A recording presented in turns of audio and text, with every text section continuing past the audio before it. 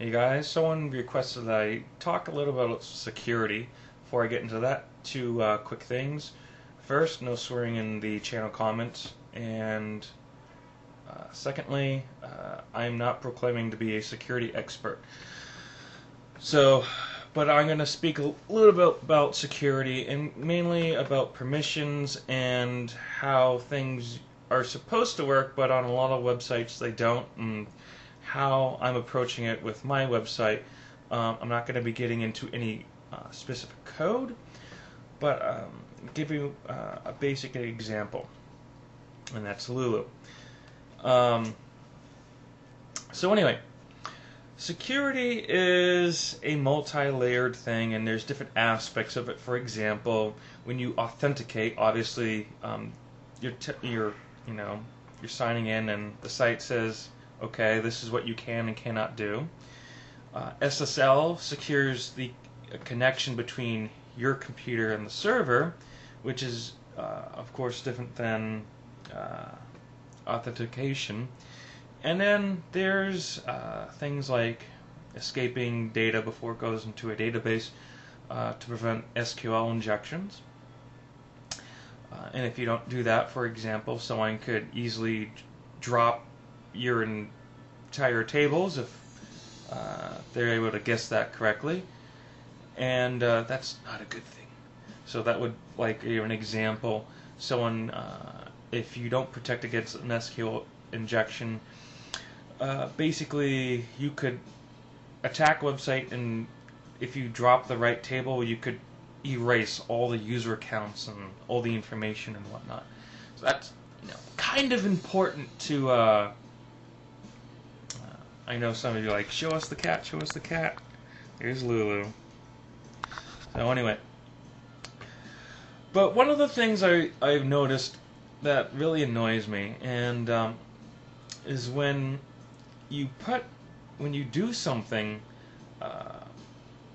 and it doesn't quite fully do what you want. All right, and give an example. Facebook. Okay, a lot of people using Facebook, and there are a few things I've noticed with Facebook. First off, a friend sent me a picture that basically is a diagram of how to view a person's Facebook pictures. Okay, well, first and foremost, the 29th version of my site will not initially have avatar and profile pictures. That will be in version 2.9.1. Alright, because if I'm going to do that, I'm going to do it correctly. And the correct way to do that is to store images in the database. Why? If you store images directly in the file system, then all you have to do is figure out the actual URL to the image. And because Apache's not going to determine if you have permission or not, except for some, basically, it's not going to correlate to being authenticated into the system, because you can that has nothing to do with the file system. It has to do with the scripting in the database.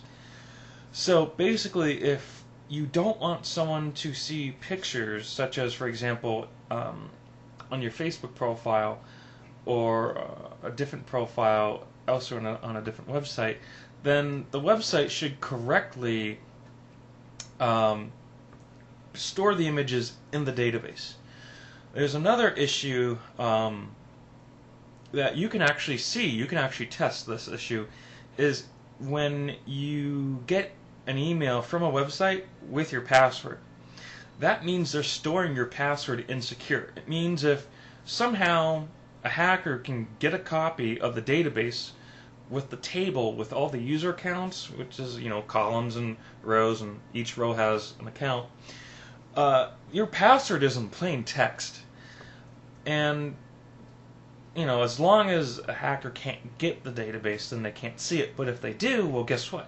Now they have instant access to all the passwords to all the users, and now you've got to basically tell every single user on your site that they have to change the password.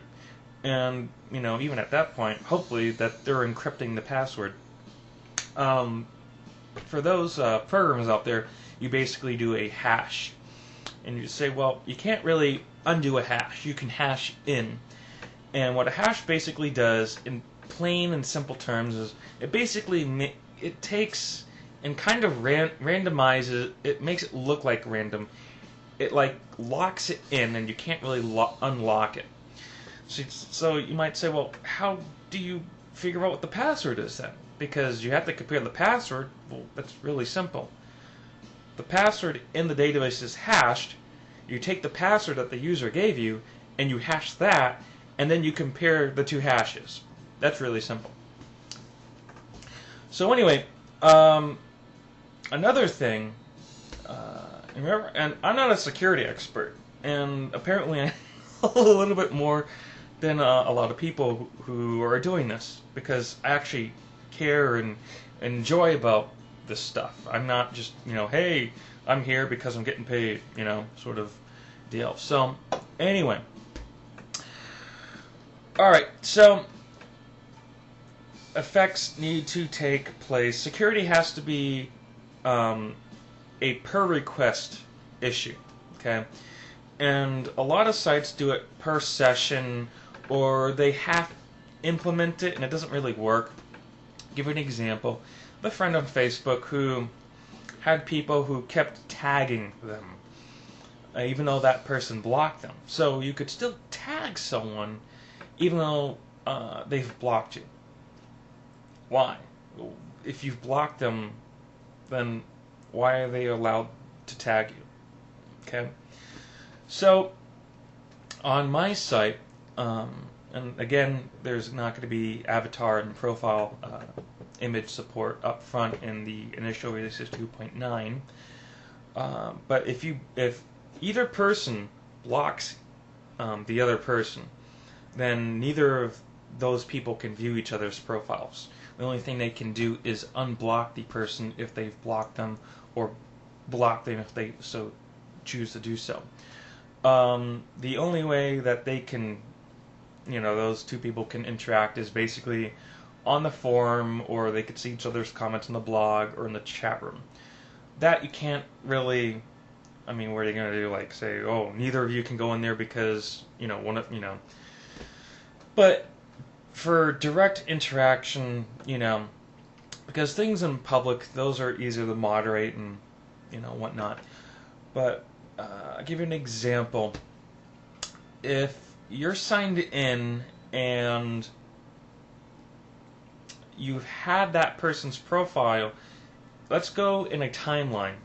So, in this direction, which is,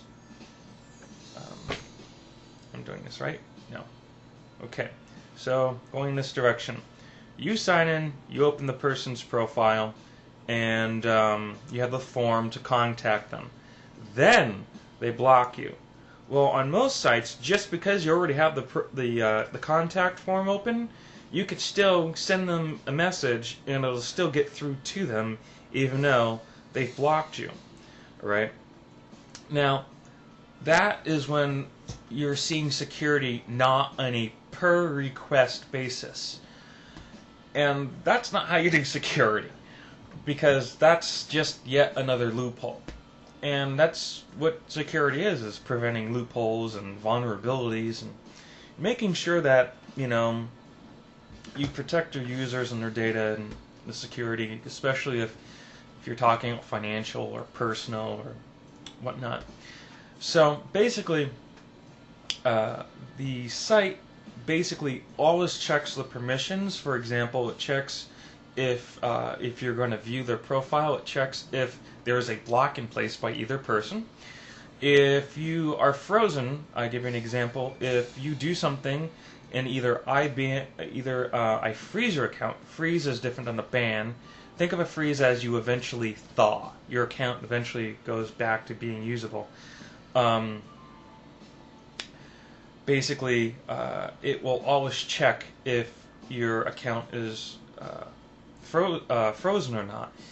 Even if I manually frozen you, and it's not automated and you're signed in, then the system will actually always be checking before you can do anything if you still have permission to do that.